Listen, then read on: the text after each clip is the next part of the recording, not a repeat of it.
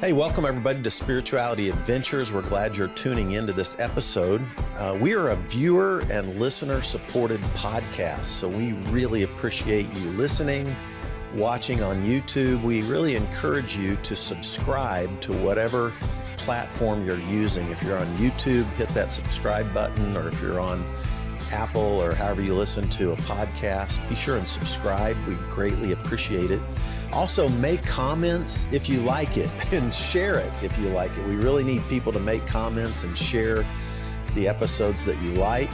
And then also, if you're not already a supporter, we really would encourage you to go to spiritualityadventures.com and you can pick a tier, and we have bonus content for every type of giver. This is a nonprofit, so they're tax-deductible donations, but we do provide bonus content for those who are supporters. So be a part of the team, help support Spirituality Adventures, and we're so glad you're tuning into this episode.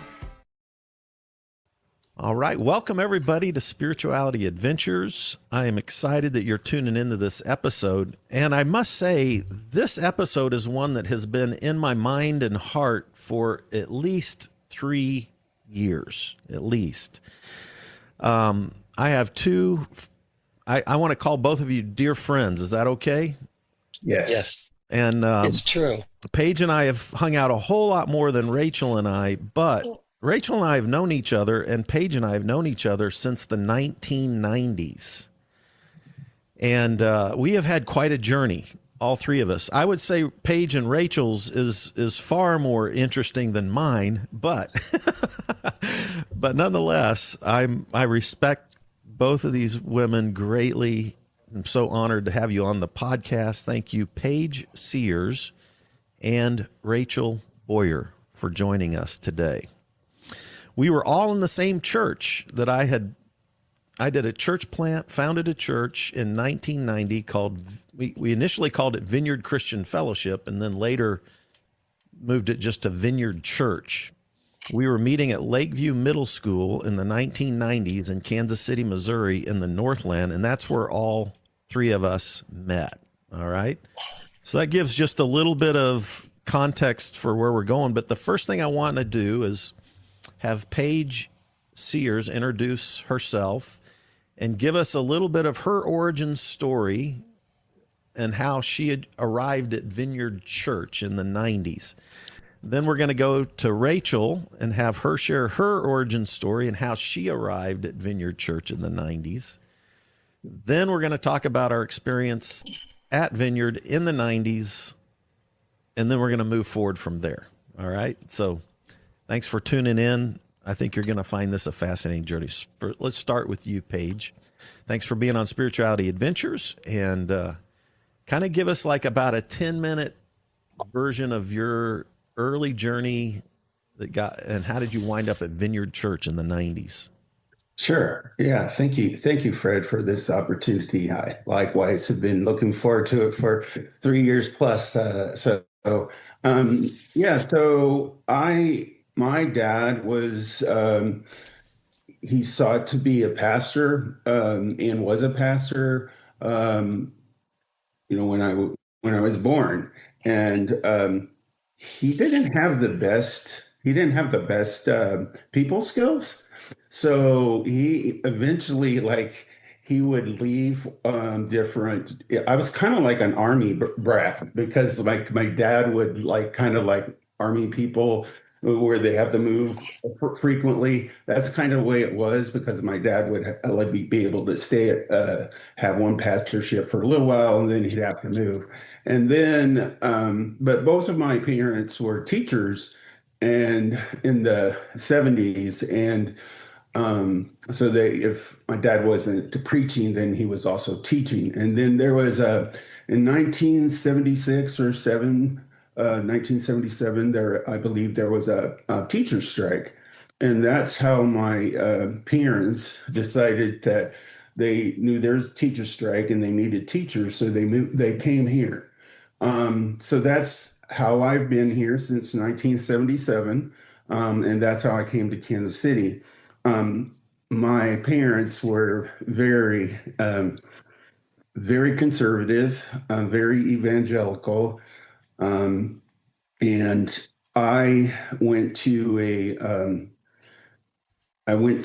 a very rigid a Christian school growing up. Like it was super rigid, and I'll probably talk about that a little bit more. But it did provide good education for Christian schools, but especially in rote learning, like you had to learn everything, verses and things like that. But um, it was, you know, as I thought it was really good probably in elementary school, but as I went through,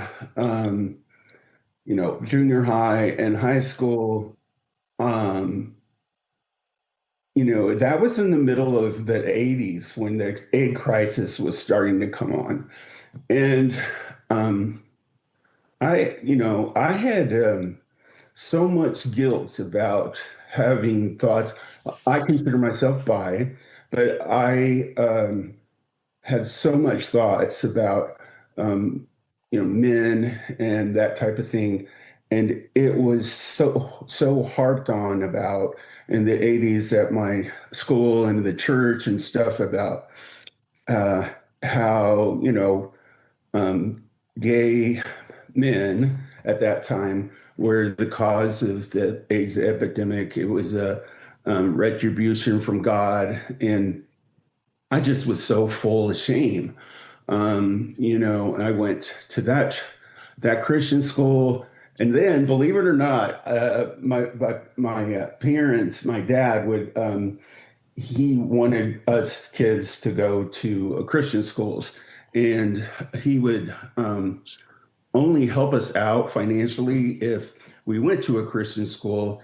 And I went to a less uh, it would be considered liberal school, more liberal school, which was Liberty University than my Christian school that I went to. So Liberty University was more liberal than your school. That is correct. Yeah. For those you don't know, this is the Jerry Falwell University that was founded. So, Oh, wow. goodness. Yes, right. Yeah, Oh, no alcohol, Paige. no alcohol, no, the rooms, the dorms were, male and female, the twain shall not meet. It was, Yee. it was interesting times. So I graduated there, then I came back. That was in Virginia. So of the since 1977, of the four years that I spent away was in Virginia when I went to Liberty University. But when I came back, I married. I married Jody, who's the mother of my two kids that I have now. And anyway, um, after I had come back, I mean, I was still going to church every once in a while, but once I had Brett, who's my first kid and who also is my trans daughter now, um, she, Awesome.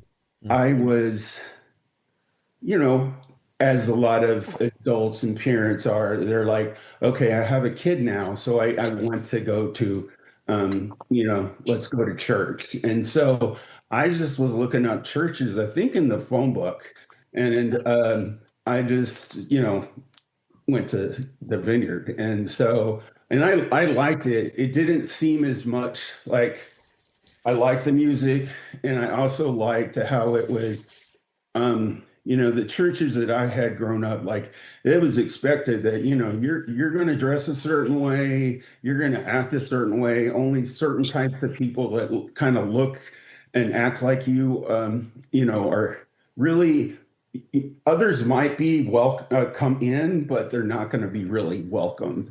But I did feel like when I first came to the Vineyard, and really always when I was at the Vineyard, I felt welcomed. I guess that's really kind of where I come from. I come from a very religious background. So, Okay. so Yeah.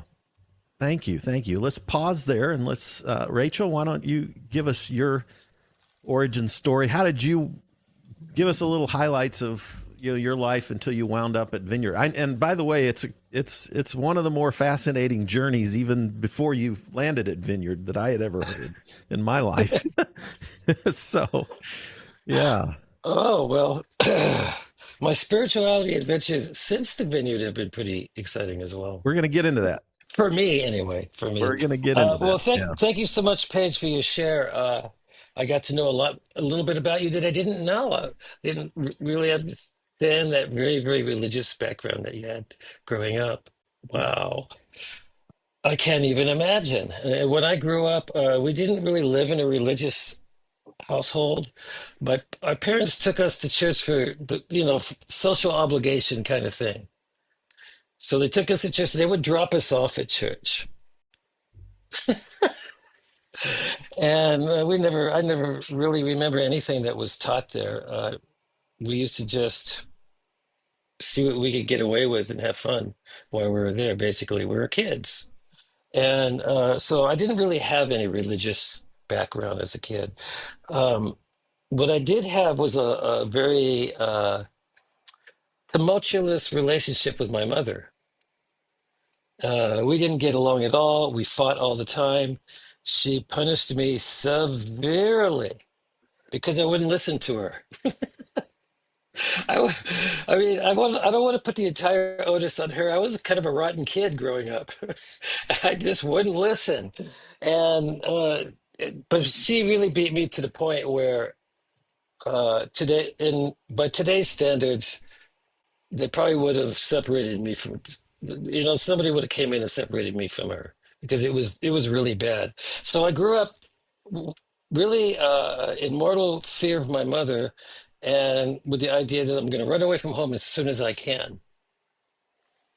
And I didn't do well in school. I was always getting in trouble. I was a kid who just didn't care. I was convinced that my mother hated me. And by the time I was 13 years old, I was able to run away from home for good. It was 1968. So, of course, I went to San Francisco. That song, If You're Going to San Francisco, you know that song, everybody knows that song. I would listen to that song and I would tear up listening to it before I went there. So I felt like I had to go there. So I ran away from home and went to San Francisco. And to make a long story short, I went back and forth from juvenile hall to being on the streets, to juvenile hall to being on the streets. And I never really went back home for good. I just basically lived on my own from that time forward. Um, I actually got saved sitting on my sleeping bag eating a can of cold ravioli. I was hitchhiking across the country. I was 17 years old, just hitchhiking around. I didn't really have anywhere to go. I didn't really have any destination. I would just hitchhike around the country just for the hell of it, just for fun, just for something to do. And so I had hitchhiked from LA to Key West, Florida, and now I was going back. I was thinking maybe I could go to Alaska. I wasn't really sure. No, I was on my way to Colorado. That's right. So I ended up in Oklahoma City. These two girls came up to me with Bibles, and they're part of the Jesus People movement. I'm sure you've heard of that, Fred. They came up to me with smiling faces Yeah. and Bibles under their arms, and they just chatted up a storm with me. And they were so nice. I let them take me home with them because they had a house and they had a place for people who were, we didn't really call them homeless then. I don't know, street people. Could come and spend a night if they needed to. And that night, I gave my life to Jesus. Interesting. Yeah.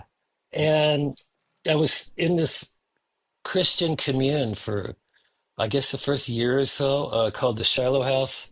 Very strict. commune. You worked every day. You gave 100% of your check over to the leader of the house, and everything was distributed. It was like it was like being in Christian boot camp, hardcore Christian boot camp. Mm. Mm. And so I stayed there for a while. I actually know that experience, Rachel, because Oh yeah. I got sent to what I call now a fundamental. I call it the fundamentalist Christian shithole rehab that I got sent to. Similar to that. Very similar vibe. Yeah. Yeah. And of course, I was so naive. I was 18 years old by then. I didn't know anything. I thought this was the true church of Jesus Christ. I thought these were the real Christians. Mhm.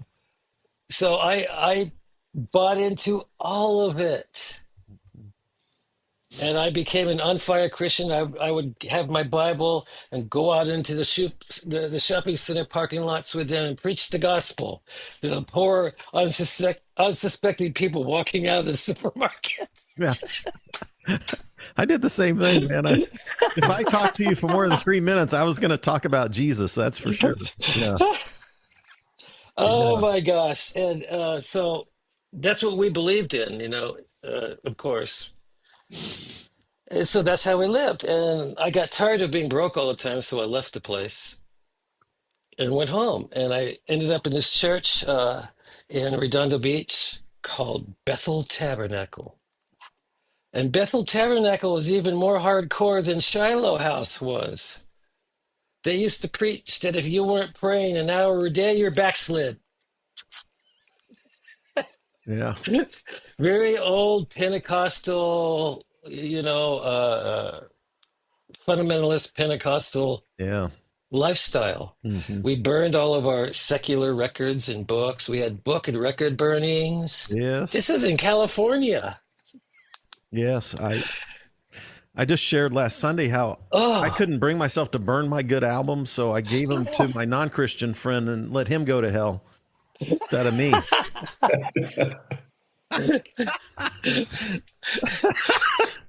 Anyway, now I'm buying them all back. Now I'm buying all my vinyl back, right? I know. I did the same thing. I bought them all back. Well, nowadays it's just all online anyway. So I don't bother. Yeah. How did you wind up at Kansas City at Vineyard? So I was at this church for 5 years, and then I did the worst thing a person could do. I backslid. And I skipped the times I was living in a tent in the woods in Topanga, but that's part of the story too. I actually went back to Topanga, where all my old hippie friends were, and started taking drugs again. And I had a hell of a time. The interesting thing was, I felt more like my authentic self then than I ever did in the church. Like, I could just be myself again. Of course, I really didn't have any self-control, so substance abuse eventually kind of began to wear me out. And then I would go back to the church and repent, quote unquote, become a Christian again. Then I would backslide again. Then I go back to the church again. And so bring us up during that Vineyard. Bring us to Vineyard. You get about 2 minutes. So all that was going on. I ended up at a Vineyard church in San Luis Obispo. Oh, and I really liked the Vineyard. It was so different than Bethel Tabernacle, and it just seemed just like, this is more like what Christianity should be like. Mm. They weren't so judgmental, they were kind of cool. So I made the Vineyard my home, and I moved to Kansas City to marry my fiance, who was living in Kansas City at the time. And so I just moved from the San Luis Obispo Vineyard to the Kansas City Vineyard, and that's how I ended up there. Okay. Yeah. So you had already met Ikuku, whom we call Ikuku Takahashi. Ikuko. Yeah. We called her Cookie. I actually met her in your church. That's what I was thinking. And I did Yeah. your and I did your I wedding. was out visiting my brother. I met her. And I Yeah. did your wedding, right? Yeah. Yeah. So that gets us to Vineyard, okay? So let's chat a little bit about. So we all wound up. I was starting a vineyard. I was trying to reach people outside the church. Actually, I wasn't actually trying to start a church that just pulled people from other churches. I was trying to reach people outside the church, and I had a grace. Really wanted to have a grace-based atmosphere, and I remember early on, I had people who were struggling with homosexuality. I had grown up Southern Baptist, so I was taught that that was a sin. Okay, so in my mind, this is how I processed it. In my mind, I thought, well, if it's a sin, it's not any different than my sins, and so if we just get healed up and repent and stuff like that, then we probably wouldn't be gay anymore. This was my thought at the time. So I remember living a thing called Living Waters. By the way, I pastor a church now called Living Water Christian Church, Rachel. But there was a thing called Exodus International, which was Very familiar. quote gay Christians or ex-gay Christians who are now trying to help other gay people not be gay, other gay Christians not be gay anymore. It was basically a big reparative therapy ministry. By the way, there's a great documentary on Exodus International called Pray Away on Netflix. Pray Away. Yeah. Oh, And I'll have to watch it. It's really I haven't seen it fascinating. yet. You should watch it. But anyway, the idea was, if you got inner healed enough, then you wouldn't be gay anymore. It was a reparative therapy approach to this. I thought it was compassionate at the time. I loved anybody in my church that was struggling with that issue. And so I hooked us up with Living Water and Exodus International. And what was your experience with that? First, let's start with you, Paige, because both of you were a part of what we call the leadership team in our church for Living Waters, and it was connected to Exodus International. Both of you are part of the leadership team. So let's jump into that a little bit, Paige. Yeah, would you mind if we start with Rachel, because I mean she was there first, and so I think that then mine would be follow right. Okay. Next. Yeah. Yeah. So Rachel, tell us about what. Remind me, because I can't even remember. How did we get into that? Sure. Living Waters. You helped us with that. I first encountered Living Waters when I was in San Luis Obispo. Okay. I went to a Living Waters conference down at the Anaheim Vineyard, where Andy Comiskey and Living Waters ministry was centered. Okay. And so I discovered Living Waters that way. I went to this conference, and it was life-changing for me because I had spent my entire life hiding. I was deep in the closet and stayed in the closet. And the only thing that could bring me out of the closet was drugs and alcohol. Isn't that crazy though? Because you suppress so much. It's like the beach ball, pushing it underwater and holding it underwater. Right. And then when you let it go, yeah. That was my pattern. Yeah. And so I went there, and I felt like, oh my gosh, there's hope for me actually changing. Because I was not happy with being trans. I was comfortable with it sometimes, but if I had my rathers, I'd rather not have ever been trans. And I looked at it on my life, especially as a Christian, as a curse that I have to carry it because it won't go away. Right. And so I was in resistance to it. Mm-hmm. And at Living Waters, they had a very different approach to it than what I was doing, of just understanding it and looking at the roots of my sexuality, what's really causing it. Unfortunately, what they claim to be the roots of sexual brokenness. That's what we call it because it covers all LGBTQ plus Right. people. Everything was But sexually sexual broken. brokenness, Right. anything that's not biblical heterosexual Yeah. Yeah. sexuality. Yeah. That's what, yep, for sure. Um, it just didn't work. But it took me years to find that out because, as a Christian, I thought, well, you know, I was taught that you just need to pray more, or you just need to try harder, or you haven't read your Bible enough. Maybe that's the problem. You haven't witnessed to anybody in 2 weeks, whatever. Hmm. So, I was just looking at it as it's not working because I'm doing something wrong, Hmm. and just kept trying and kept trying and kept trying and kept trying. So that was my first impression. That was my experience of Living Waters, basically. Was there anything in Living Waters' approach, Rachel, that you felt was maybe insightful, but not in the way that they wanted it to be? You know what I mean? Like, was there anything that Sure. helped you out at all, or was it all just making you feel guilty for somebody or something and hating yourself more, kind of thing?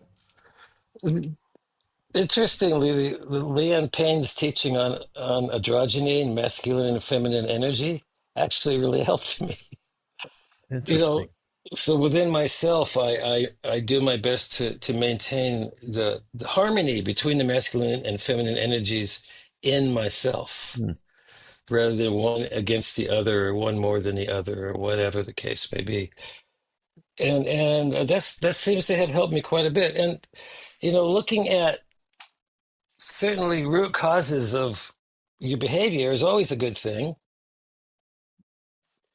you know. But I don't really subscribe to the childhood wound somehow twisted my sexuality kind of theory at all. Yeah. Yeah. And as I'm a clinician, I'm a therapist, I'm a marriage and family therapist, and I find it much more advantageous for my clients to look at their behavior and their feelings in the present moment and understand their feelings rather than trying to change them anyway. Mm. I agree with you, but I would have been in the same box you were in back in the 90s. So anyway, just as a heterosexual, but anyway, I was Right, in that right, same box. right. Yeah. So how about you, Paige?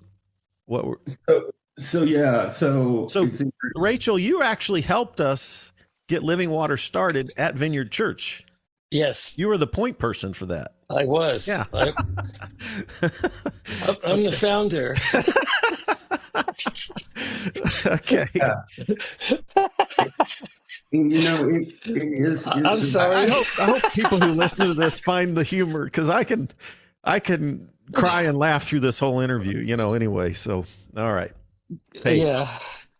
So it is interesting, hearing Rachel talk about her experience in Living Water, because there was this whole message about true masculinity and um, trying to reach that.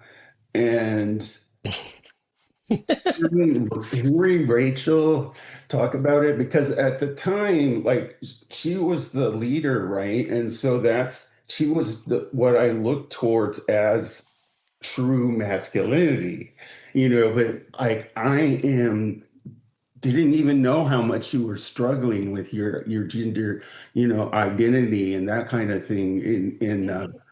So it's really interesting and healing to hear you share that with. Mm, So as far as why because it wasn't, something that was like I had to go to the reparative, gay to straight ministry of Living Waters at Virginia at Vineyard. Nobody required me to do that. It was something I decided to do on my own. To be honest, I didn't. I wasn't having relationships with men. My wife knew about it from before I even got married, that they had these desires and had encounters with men. But I still, wanted to, just like you, Rachel, there was like part of me that just thought, oh, I'm broken because I have these thoughts, or Right. Yeah. I'm broken. So There's something wrong with me. I need to be more spiritually fixed. And so that's why I joined. And I don't know, maybe this is just a kind of a segue, but like I did get some value out of living water. And I talked to Rachel a couple of days ago just to kind of prepare for this um, meeting and catch up a little bit. But I told her that I felt like, as far as like where my deconstruction kind of started, I think it started in living water to some degree. And because and here's the things that really helped was like there was a real big emphasis on listening to God's presence and hearing his voice, which was not really anything that I had ever really heard before. Um, Hmm. Hmm. it was because the way it was presented in Living Waters, it was very a mindfulness approach. It was very like being silent, not doing, but just being and just listening Right. to God's voice. And so that was one point that was, kind of started it, because like Rachel, I'm a therapist. I'm a social work therapist, and Yeah. it's just so weird how our paths are so I know. similar. It's Um, wild. and but yeah, so I'm kind of having a kind of going off rails and not remembering what I said. Sorry. Um, but yeah, so that's why it was there. The other thing was that it had a really big emphasis on just um, well, the first thing with Vineyard and with Living Waters was being able to be in small groups and to be able to share like with others about yourself and be vulnerable. That was pretty amazing to me. I had never been in places in that where you could be in groups and you could share and be vulnerable, and um, that was super helpful. And what else? There's something else that I really liked about it that I felt like it was very helpful to my deconstruction. But maybe I will remember that when we start talking about that. So Okay. So there were both of you could point out a couple of things that were positive, Hmm. but I think the underlying thing for like for me as a pastor, so I continue even after Living Waters, we still kept doing we shifted more to Oaks of Righteousness kind of paradigm, which I think Rachel, you might have remember when Gary He were you there when Gary Heese came on board? Okay. Yes. And we kind of started moving in from Living Waters, we started doing more Oaks of Righteousness stuff. But the the idea that I I'm had jealous. No, I'm kidding. for the first, I would say through the 90s into the early 2000s for me, the idea was that, hey, if people just get inner healed enough, they won't be gay anymore. That's literally what was underlying this approach. And I think that's true with all of Exodus International and every sub program under Exodus International, including the Living Water program that was developed. That Hmm. it was a reparative therapy ministry. Would you both agree with that? Oh, yeah. Absolutely. Yeah. The thing I watched after 10 years of watching people that I loved, like both of you, actually watching people that I loved go through this, I watched two dynamics for almost everybody. One is they were, even after 10 years of therapy and prayer and listening to and doing they were maybe 1% less gay or whatever you want to call it. And not only that, they hated themselves worse because they thought it created a self-hatred. Intensely. And yes. And At least for me. When I saw that playing out with people that I loved, that's what started the shift internally for me as a pastor to start trying to rethink my theology around the whole LGBTQ plus thing. That's what led me, watching people like you, people that I loved, go through what you went through, was a part of what had caused me to deconstruct and shift. My deconstruction is, I don't even want to focus on that. I've talked about it too much, but anyway, so let's talk about deconstruction. What didn't work? Because Rachel, you went on you left Vineyard, moved back to Topanga Canyon, right? And pastored a church and started a therapy thing. Paige, I think, I can't remember, you left Vineyard at some point. Let's talk about your deconstruction, or you can put a different label to it if you want to, but how did you begin to rethink all of this in light of your experience with Living Water? I guess that's I want to go next. Well, I was really hurting after because I had thought one of the things about Living Water was, listening to the voice of God and that type of thing. And one thing I was sure of is that, that God had told me that me and Jody were going to be part of, starting, gay to straight ministry. And I was going to be we're going to be the next, cuckoo and yes. Yeah, we're going to change the world. Change the world, and that didn't happen. We got a divorce. And I think largely at the time, I was pretty judgmental towards Jody, but I think she sniffed out before like I did that how this was not going to work. She just knew it wasn't going to work for me. And that's when I just had a lot of doubts. I still, though, went to the Vineyard, and I still had, even when Oaks of Righteousness were around, I was hoping, and I was involved in all the different iterations that you guys had of your inner healing, like Celebrate Recovery and that kind of thing. And eventually, I would say that I was trying so hard to push down, like get sexually whole, that my balloon or my ball just burst.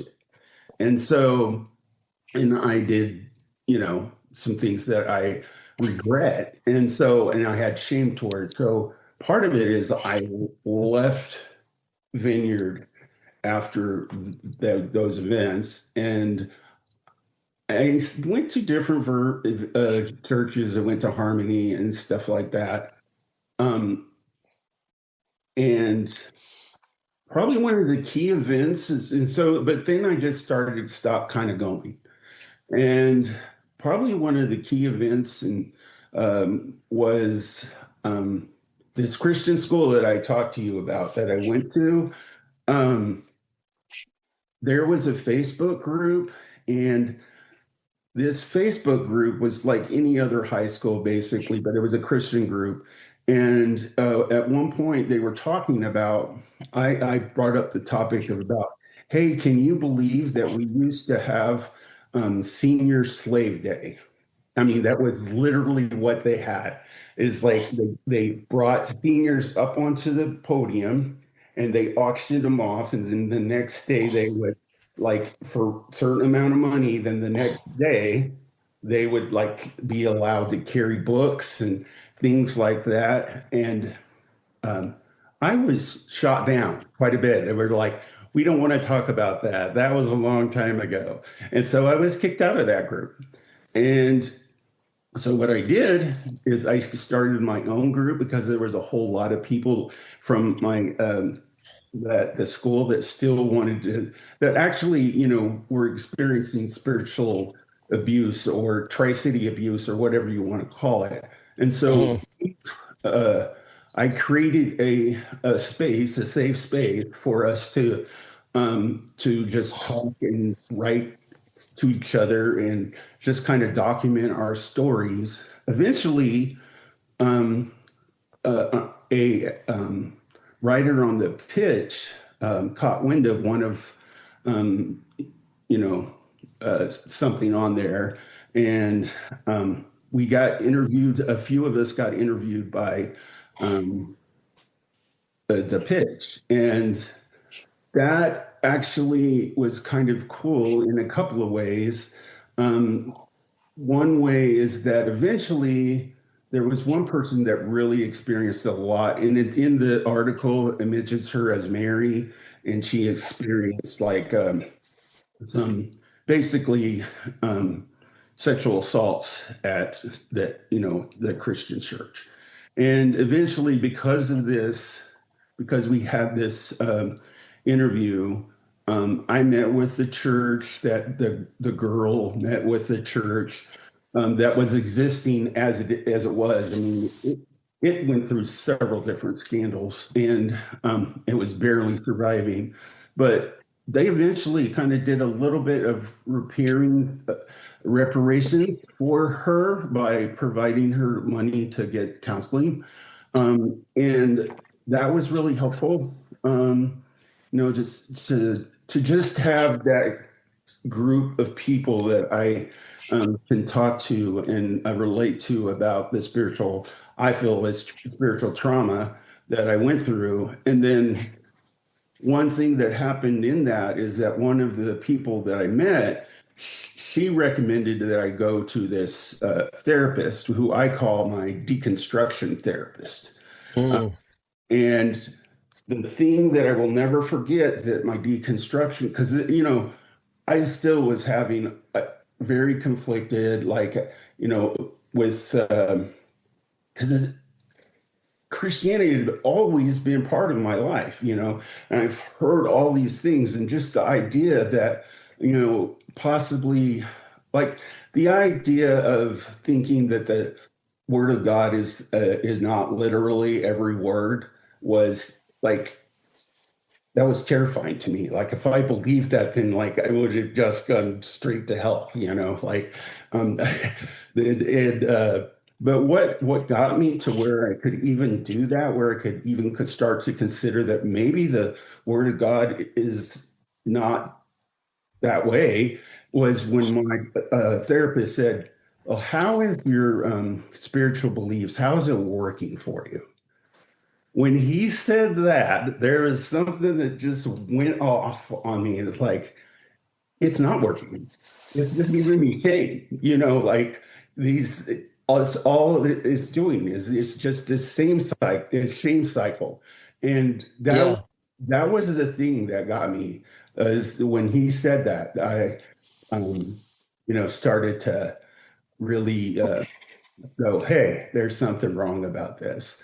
And so, yeah. What year was that you started seeing the deconstruction therapist?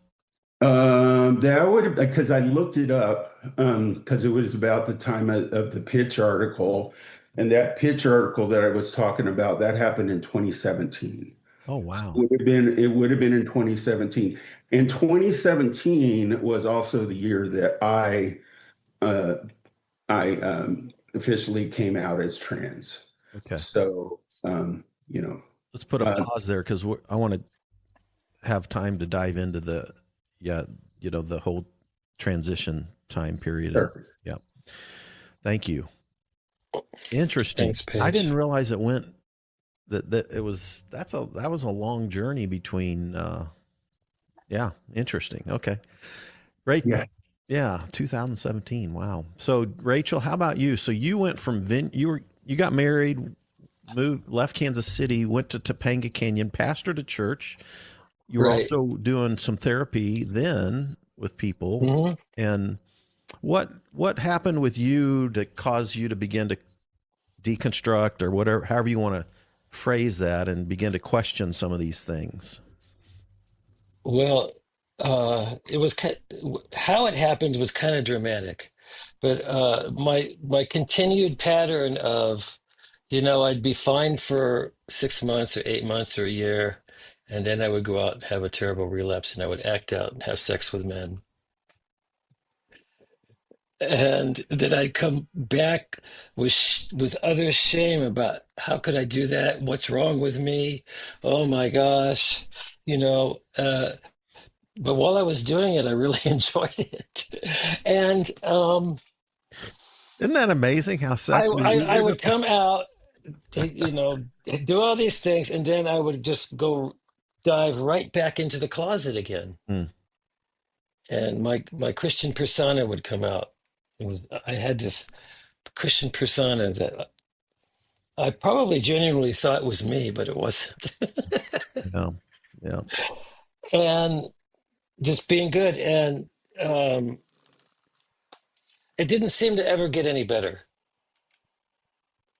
And it seemed like the longer I was a Christian and the longer I was practicing as a Christian, uh, the more intense my feelings of being a woman and wanting to do things that women do came up. When I and the more and more and more I realized that my emotional needs were more in alignment with a woman's emotional needs than anybody else's, than men's. And I found an identification with women that made me feel kind of normal.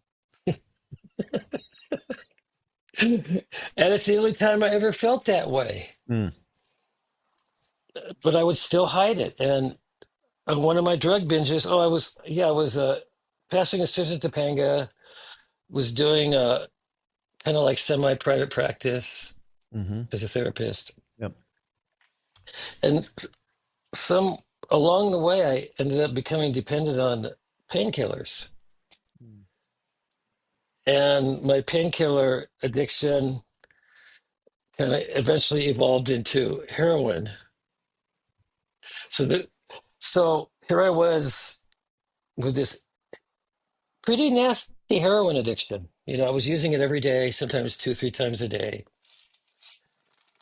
It just sort of crept up on me. Mm, And I was pastoring this church. I would drive to the church and I would stop off somewhere in a secluded place, smoke a little heroin before I arrived. That way I would, be energetic and up when I preached the sermon. And this went on for about, I don't know, 6 or 8 months, but it was just progressively getting worse. And I finally said, "This is it. I can't do this anymore." And resigned from the church, went into rehab, and then went right back to being in the closet again. mm. Went What back with year? my Give us wife, a worked year things stamp. out with my wife. What's that? Give me a year stamp right here. What year was this when you came out Oh, of this was rehab like again? 2011, I think. Okay. Okay. Yeah. 2011, 2012, Yeah. something like that. Mm-hmm. And I got out of the ministry, got a job. We moved to Redding, California. I thought, well, maybe living in Redding, Oh. that'll heal me. So I was still in that Yeah. phase of, I'm gonna get better eventually. It's a Bethel Temple land, folks. Yeah. Anyway. Yes, Bethel. Mm-hmm. Lived there for a year, had a really intense relapse. And during the relapse, I realized if you don't be, I had an epiphany. Uh, And I realized that if it was like a vision.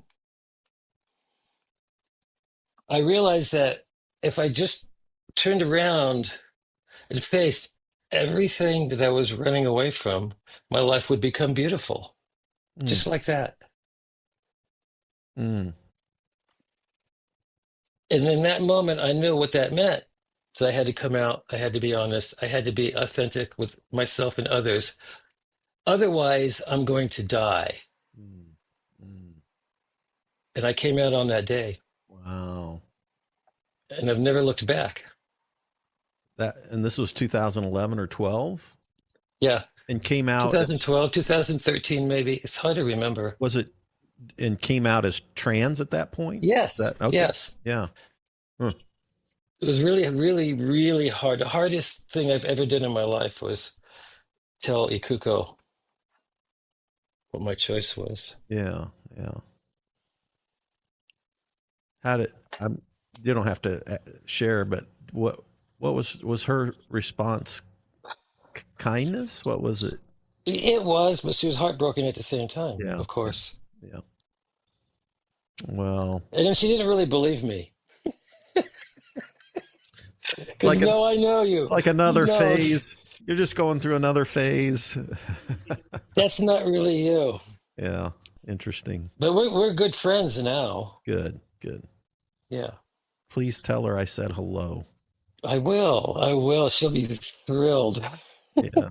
Yeah. You can tell her I said hello too. I will indeed. Yeah. Yeah. For sure. And So so from that moment forward, everything was different in my life. Everything. interesting. So how do when you think help, because obviously right now we're in a setting in culture in America where I actually thought we were making some progress with LGBTQ plus. I think actually, I know this for a fact. There's more churches now that are open and affirming with the LGBTQ plus community probably than ever in the history of America, for sure. But the politics right now, it seems like trans people have become like now the new target, right, for hatred and Yep. all kinds of bad shit. So um, for I know lots of friends who have a gay friend, but I don't know a ton of people who have trans friends. Okay. And one of the things that I know my own experience, like if you study how America has changed in its attitudes toward the gay community, the number one factor that seems to change people's hearts is not their theology and not how they view the Bible, but if they have a friend that they love that comes out, then they're left with this, how do I deal with this friend? And so many people end up choosing to love their friend or their family member and begin to rethink their theology based on a relationship or a friendship. One of my hopes in just doing this interview is that us sharing our stories and our love for each other would help some people move to a more loving position and a more understanding of the trans community. So I'm curious, when you talk to people about the trans experience, has there been anything that you've noticed that helps people understand that experience? Like us cisgendered, straight, heterosexual folks, how in the world can we understand the trans experience? And have you found anything that helps people? Because you're both working social work, you're beautiful people who care about people's genuine thriving in the world. You want to see people thrive, and you love people, and you care for people, and your work is around that. What are some things that you've found that help people understand the trans experience? I'm curious if you have anything. I would like to start off by answering that question. Sure. So, when people start talking about like, okay, there's a lot of stuff going on with the trans, and it's really hard for the trans community. One of the things I like to focus on is I love being trans. Like I love it. Like it has been, I am so less depressed now. It has opened up. I feel like I am who I was meant to be. And I feel like Rachel was saying, like I have always felt like emotionally, and mentally, I was basically a woman trapped inside a man's body. But what some of the things that are super cool is just the relationships that I can have both with men and women. Like I can have relationships now with women that I couldn't have really with men. I mean, with them before I was presenting, because I kind of like I have an in, or I kind of experienced to just, not quite the same as a cisgender woman, but we have very similar things in common as far as the fear of men, or just a lot of different interests that we have. And um, that is something I cherish. Like I do not want anyone ever to take that away from me. So regardless of how bad it gets, with where it is right now with our political system, I love it, and I do think also, um, that people, well, they I think what you had just said is that I think that our relationship has probably changed how you view trans people, and I know that it has impacted a few of my other really close friends that I have now, that they didn't have any trans friends, but they do now, and so they view they view the whole community different, because it's hard to hate the trans community when you know somebody. Exactly. Yeah, Rachel, Paige and I have done several groups together in mindful meditation or Mm-hmm.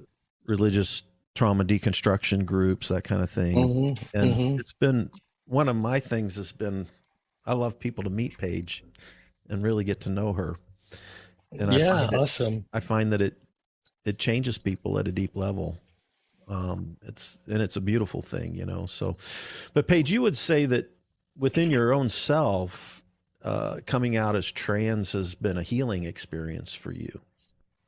Yes. Would that be Yes, very, an very. accurate? I mean, Yeah. that launched you into a truly healing journey, way more so than your struggle against that identity. Yes, Is that definitely. correct? Am I Yeah. saying? Yeah. Okay. I mean, so basically, yeah, my that, and then just really going back to get going to therapy and mindfulness, and being part of the 12-step community. They kind of went hand in hand for me. Like once I came out, I was going to groups again, and yeah, it's just started to eventually in 2020, I um, realized that the job that I had was not what I wanted to do anymore, because I think a lot of people had that kind of like epiphany, and that's when I decided to go back to school and become a social worker at the age of 54. Hmm. It's like I'm done. I'm done doing. You know, I want to really put my life towards helping people as a therapist. So. Hmm. Awesome. I don't know if that answers your question, Yeah, Fred. I think what you know, it's such a crazy thing, but the white evangelical crowd obviously is where a lot of the intense hatred comes from, and so yeah, so I was looking for things that you've watched that you've noticed maybe that has helped people change in terms of their viewpoints toward, like, to become more loving toward the trans community. I was just kind of curious what insights you might have. And it's largely just getting to know you, probably, right? Yeah, I think that's it. That's I all mean, it is. It's just another loving human being.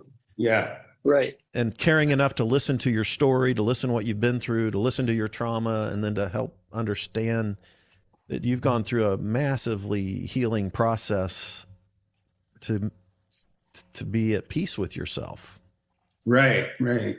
And I think that's probably it, is that I am at peace with myself. And so that I can, like, when I interact with others, there's just most of the time now I've been diagnosed with depression and that type of thing, but most of the time I am 100% like excited, and it will greet people and just, make people feel, welcomed and that type of thing. And that's just I think that being like the core, being happy and content with who I am, I think that probably does more than convince, like other people to see, like, oh wow, this really has changed, Paige. I think that, my um the mother of my children, Jody, she sees it as a total positive. She's one of my biggest supporters, and of course, she also is very supportive of her trans daughter too. So, you know, yeah. Mm. Thank you, Paige. Appreciate that. How about you, Rachel? What? Well, it's something very similar, excuse me, with me than what Paige described. I'm not really out to change anybody's mind. I'm not really out to change anybody's opinions or change their politics or change their religion. I'm not out to change anybody, period. And at the same time, I don't feel a need to have to justify my existence to anybody for any reason. And if they don't like it, they can go to hell. That's kind of how I feel. Yeah. And I really don't, the only time I ever really think about, like, I see myself as a human being, a person, and I'm just being myself.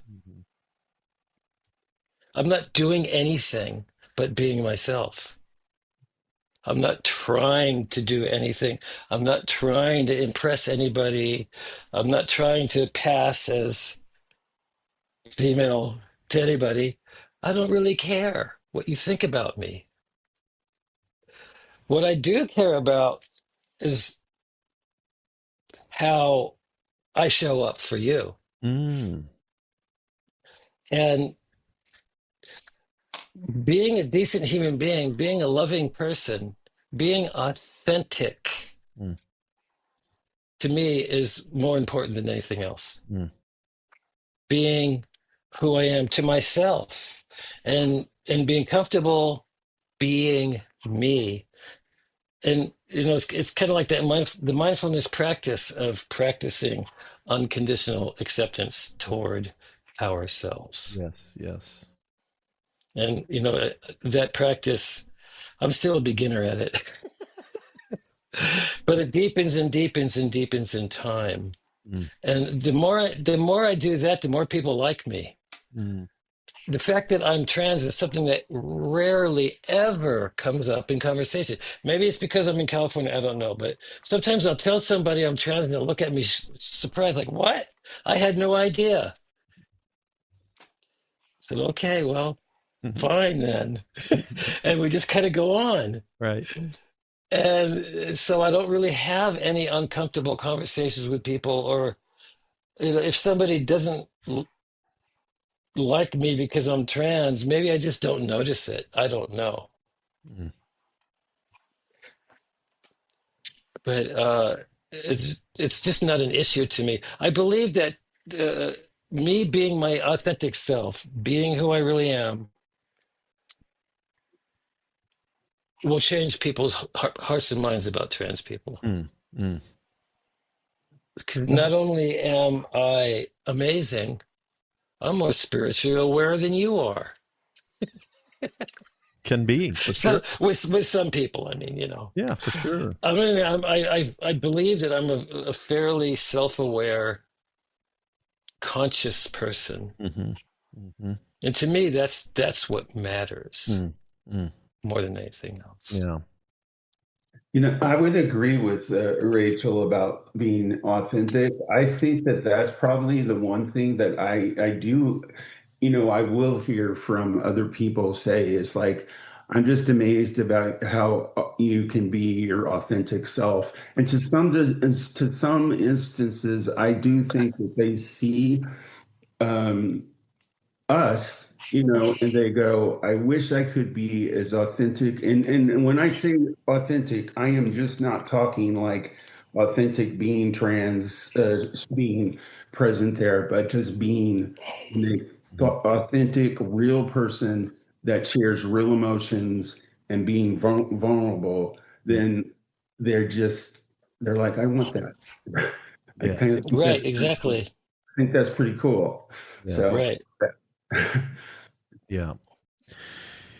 Yeah. Well, people, you talked about a persona, Rachel, and I had a persona, right? I had a stage mask that I wore. And even as a cisgendered heterosexual person, I grew up in that purity culture thing where I thought every sexual thought I had was a sin. Well, I felt guilty all the time. I can relate.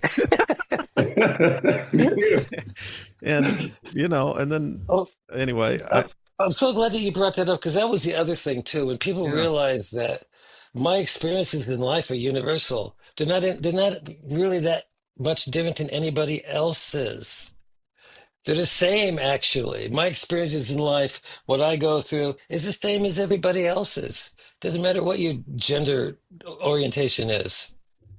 See, that's powerful. When people see that, yeah, it changes their mind. yeah. Yeah. I mean, Anyway, just wanted to I'm say on a that. bit of a crusade to point out that that purity culture that basically shames you and guilts you for being human hurts the heterosexual community just as much as it does the gay community. Right. It's harmful to humans because it's dehumanizing to make something that's so fundamental to the human existence sinful. Right. It's like we in mindful meditation. One of the things that you come to realize is that your amygdala. I'm just sharing with the choir now, but your amygdala has a negativity bias. It's the fight, flight, freeze part of your brain, that more ancient reptilian part of your brain, and it's trying to keep you safe. So when something happens in your life that can potentially harm you, trauma type stuff, your amygdala holds that at a deep, deep level, right? And that's where trauma is stored. This is where the source of PTSD comes from, is the amygdala. And then anything that happens, like I have a friend, and there was an army guy in Afghanistan, and there was a bomb hidden in a cardboard box. It blew up, wounded some of his buddies, wounded him. He can drive by a cardboard box today, and that can trigger that amygdala, that trauma experience, and he thinks he's going to get hurt just if he sees a cardboard box. You know what I'm saying? So, Uh-huh. so we have that negativity bias, like, negativity can stick like Velcro. Positivity can slide off like Teflon. That's a Rick Hansen quote, who's a psychologist, neuroscientist that I came across in my Buddhist center. And so, but then the church throws on top of that you're a dirty, rotten sinner at your very core, which I don't teach that.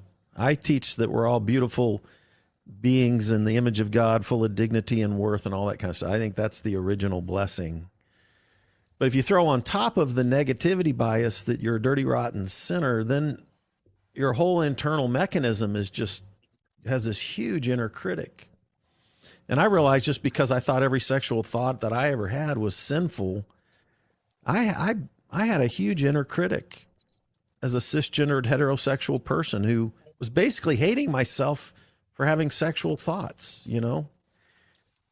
And what's fascinating is when I got on Xanax and alcohol, Rachel, which was late in my 50s, I was Oh, I was insomniac all those years you knew me. I wasn't sleeping well, and I didn't have a very healthy marriage. And then I did Xanax and alcohol for sleep for 2.5 years. mm, And guess what happened to that big ball that I'd pushed down under the water for several decades around my own heterosexuality? It exploded. yeah. I all of a sudden, like, I think I like sex and want to have some. and like you, I was like, when I finally did, I was like, I actually liked it. I knew I thought I would like it anyway. Yeah. So here I was supposed to feel guilty, like I'm gonna dive into hell, but when that came off, it revealed something about my own humanity that was important for me to affirm, was that I'm a sexual being, and feeling guilty about that my whole life is not a healthy course, So Right. I think that shame and guilt in the Christian community, particularly the fundamentalist Christian community, is heaped on top of people to basically control. I think it's a control mechanism. I've come to believe that. And I think, like, what I try to tell people now, just the people that care about the Bible and God, like, we work with other people who have left that long time ago, right? But there are some people who still care about those things. And I like to say things like, God is gender fluid. It's like, if God created male and female in his own image and they're both equal in the image, then there's a fluidity to gender in Right. the universe, right? And there's all Mhm. kinds of intersect fish and flowers and all kinds of mixtures of gender identities, and, like you called it, gender energies, right? These Yeah. energies flow and mix and entangle and unmix and all these kinds of. So why do people get all hung up about it? Why would I ever be hung up about how people want to express their own special self, their divine spark, their image of God, however you want to, their Buddha nature, however you want to call that? Buddha had one idea too that was interesting. He talked about having tea with Mara, and Mara was the god of, like, that scared you, as like the god of destruction in the Hindu world.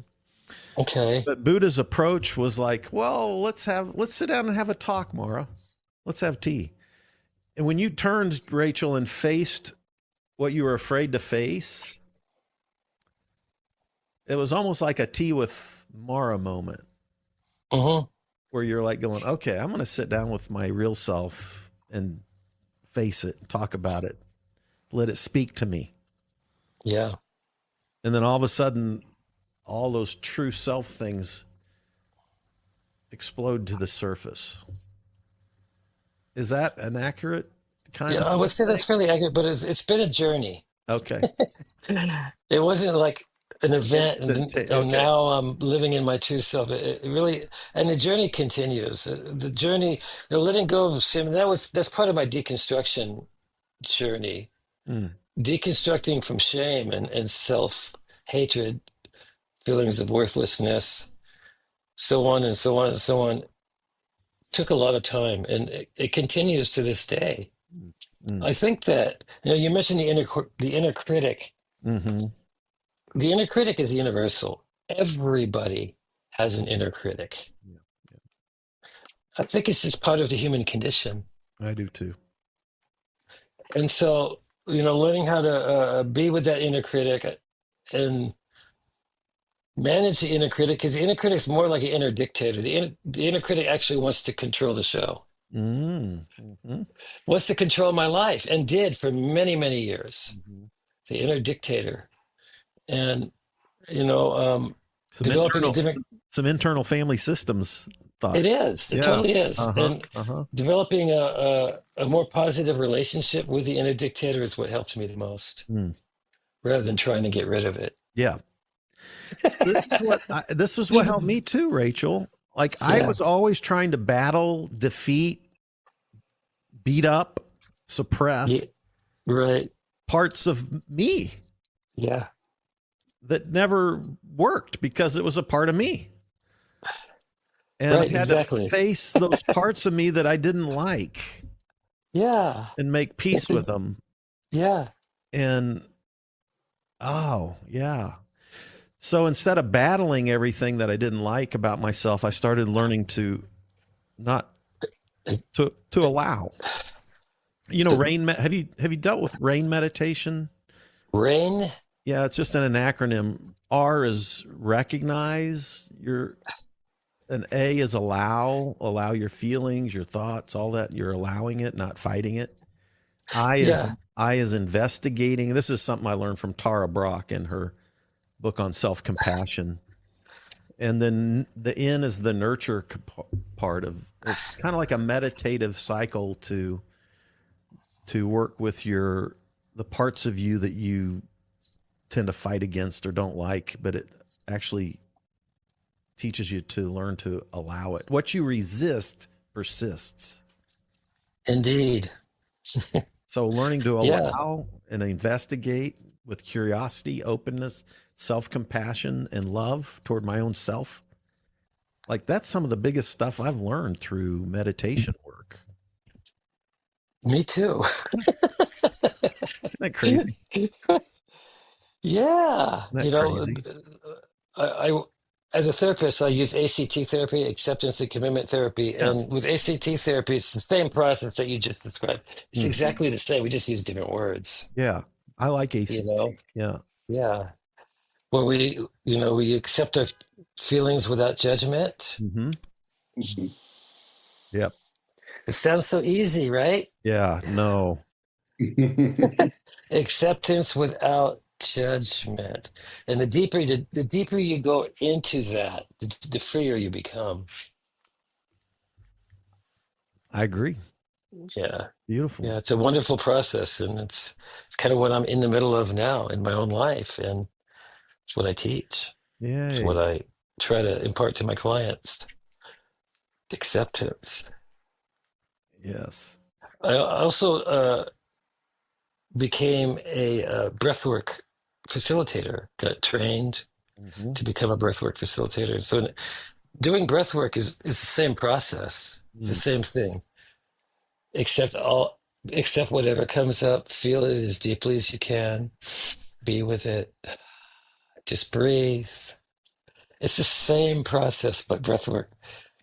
It's a little bit more intense when you're doing breath work, of course. But Mm-hmm. so it's so wonderful how truth, reality, Mm. reality is what it is. Doesn't matter what I think about it. Doesn't matter what you think about it. It just is what it is. And the ability to accept reality as it is, Yeah. I think some would say, is what enlightenment is. I think you're right. Saying yes to reality Yeah. that's a allow component that, yeah. Yeah. Yeah. That awareness, it is a fascinating thing to think about human consciousness, isn't it? Yeah. The evolution of human consciousness. Like if we think about Homo sapiens been around for what 300,000 years, and the evolution of this consciousness that we have, the self awareness that we have, it's pretty fascinating to think about it. How we're intertwined, Consciousness. intertangled, everything is interconnected. There's always death and resurrection going on in this world, in this universe. Things flourishing and then entropy. That's fascinating to me to think It about. is indeed. Think about the human experience. Well, what would you like to leave with people who might have chosen to sit in and listen to us for an hour and a half talk? There might be a few hundred or a few thousand people listening to us over the course of time. Oh gosh. Yeah. What's some thoughts that you would want to share, leave our audience with?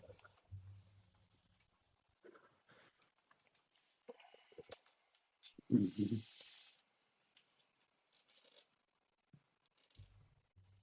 I have a thought. So my thought is pretty much I kind of said it before, but I see we talk about being gender fluid, but I see myself pretty much being spiritually fluid, and with probably because of I grew up in around Christianity, so spiritually fluid with a whole hell of a lot of you know, uh, Jesus is being a Jesus follower, or believing some of his teachings.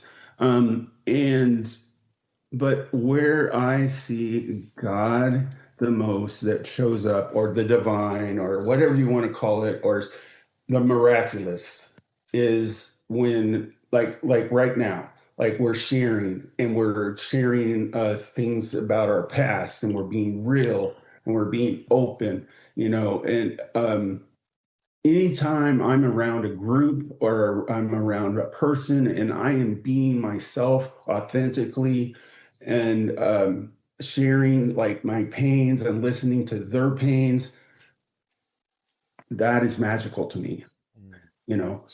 And Yeah, so that's really all think I have. But that's to me what I strive for. And I just don't see it in just relationships either. Fred, I just love going to the zoo. So like I think you can see that magic in just how animals do different things every day. The reason I love going to the zoo is that you go to see hippo one day, and then the next day the hippo is doing something totally different. And I just think that is being able to see the beauty in some of the world that's around us and stuff, um, that is what I love, and what brings me hope, you know. So Mm, I I love that.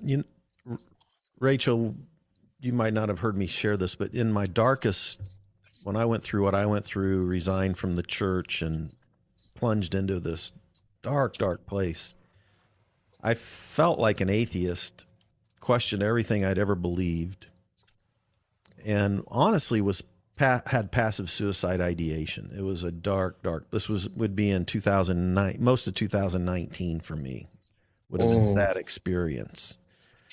And I was so ashamed. I'd been on the front page of the Kansas City Star as a alcoholic, addict, and an adulterer. That my whole life got summed Good up in, job, Freddie. yeah, got summed up in the I call it the AAA now, right? Oh Uh, my gosh. yeah, and You have to send me, is there a photo of you too? oh yeah, I was above Donald Trump. Yeah, there's a 2-page article on the front page of the Kansas City Star, Wow. and I just wanted to die, and I hated myself. I hated that I'd failed. I hated, and then Yeah. I got into AA, and the only place I felt whatever you'd want to call it, the spirit or God's presence or anything, was what Paige just described. We would sit in these circles. It'd be men, women, black, white, gay, straight, rich, poor, but we would just get real and vulnerable about all of our shit, right? Hmm. And that's when I felt the spirit moving. That's what kept me believing in something bigger than myself. And that's where I still find such a presence of God's spirit, or whatever you want to call that energy, is in the beauty of vulnerability with human beings who love each other and care for each other. So Rachel, what would you want to share? Well, it's kind of amazing, like people getting real with one another and you feel the presence of God. That's interesting. That, yeah, right? What is it? We could theologize about that, right?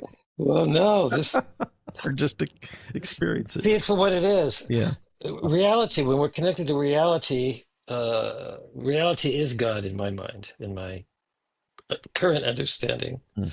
When I connect with because God is in everything and everybody. Yes. So whenever I'm able to get outside of my head and connect with actual reality, it's awesome.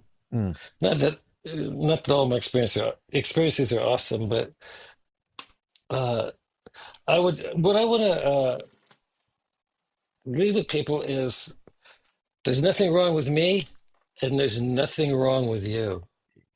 Mm. So that means that today you can relax and enjoy your day. If you're really struggling with that idea of just relaxing and enjoying your day, I would recommend that you connect with some friends and find that sense of connection and grounding that you have with friends, because that's what really matters.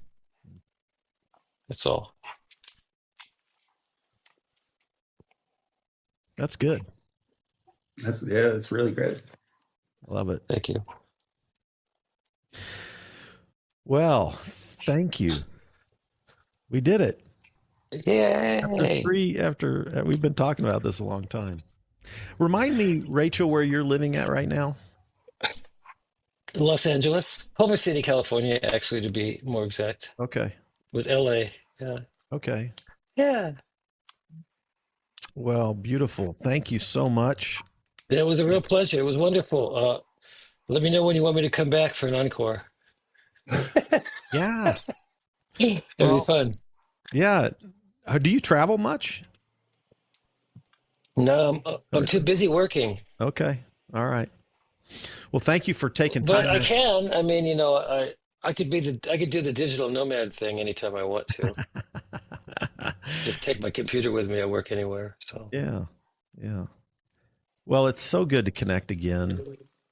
And I thank you for sharing. Thank you for doing this. Thank you for sharing your own journeys and yourself. And I don't want to close, but we need to. yeah, To wrap it I down. have to pee. So Thanks for taking time out of your schedule. oh, thank you. It Well, was really wonderful. It really was. thank you. Let me know. Send me the I'll send you the link link when it comes the out. podcast. Yeah, Yeah. fantastic. All right. Thank you, Paige. Thank you, Rachel. Thanks everybody for See you tuning in, soon. and spread the love. Spread the love. All Spread right. that love, because Take you care. are love. Amen. Bye. All right. Take care. Bye-bye.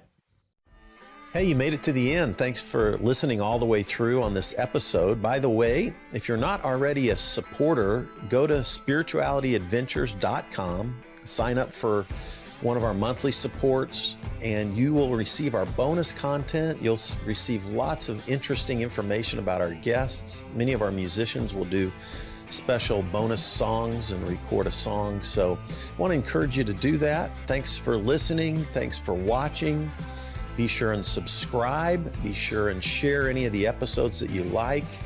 And be sure and make comments if you like them as well. This helps us get Spirituality Adventures out there to more listeners, more watchers. So whatever platform you're using, subscribe, like, share, make comments, and go to our website, sign up for our team, and be a part of the team support. Thank you so much, and we'll see you next time.